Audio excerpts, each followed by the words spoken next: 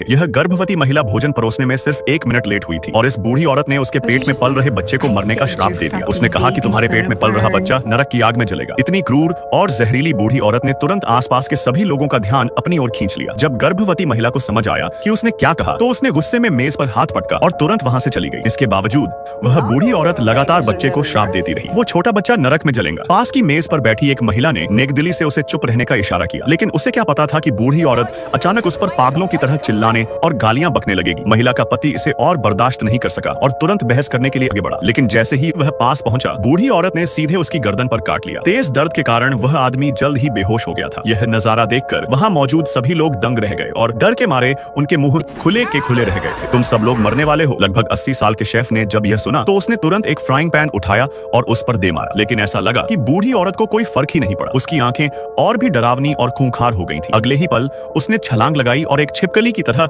दीवार पर चढ़ गई। वह छत पर तेजी से रेंगने लगी। होटल का मालिक यह देखकर अपनी बंदूक उठाकर उस पर ताबड़तोड़ गोलियां चलाने लगा, लेकिन वह बूढ़ी औरत इतनी तेज थी कि एक भी गोली उसे नहीं लगी। इसी अजीब और खौफनाक पल में वह अचानक मालिक के पीछे आ गई। उसने एक जोरदार थप्पड़ मारकर उसे दूर फेंक दिया। गिरते समय उसकी बंदूक जैक के ठीक सामने आ गिरी। उसने तुरंत उसे उठा लिया और उसका निशाना बूढ़ी औरत की तरफ कर दिया, लेकिन वह ट्रिगर दबाने की हिम्मत नहीं कर पा रहा था। जैसे ही बूढ़ी औरत तेजी से उसकी ओर बढ़ने लगी, अचानक एक गोली चलने की आवाज आई। पता चला कि पीछे खड़े एक काले व्यक्ति ने गोली चलाई थी। इस समय काटे गए व्यक्ति की हालत बेहद नाजुक थी। लोगों ने तुरंत उसे गाड़ी में बैठाया और अस्पताल ले जाने की तैयारी करने लगे, लेकिन निकलने के 2 मिनट बाद ही सामने के नजारे ने सबको हैरान कर दिया। आगे सिर्फ अंधेरा ही अंधेरा दिखाई दे रहा था। उस व्यक्ति को पहले लगा कि वे सिर्फ काले बादल हैं, लेकिन काले बादलों से ऐसी भिनभिनाहट की आवाज कैसे आ सकती थी। तभी एयर वेंट से एक मक्खी गाड़ी के अंदर आ गई। इससे पहले कि वे कुछ समझ पाते, मक्खियों के एक विशाल झुंड ने पूरी गाड़ी को घेर लिया। अपनी जान बचाने के लिए उन्हें गाड़ी घुमाकर वापस होटल लौटना पड़ा, लेकिन जल्द ही मक्खियों का वह दल भी उनके पीछे पीछे आ गया। पलक झपकते ही पूरा आसमान काला हो गया। खुशकिस्मती से वे मक्खियां वहां नहीं रुकी। कुछ समय बाद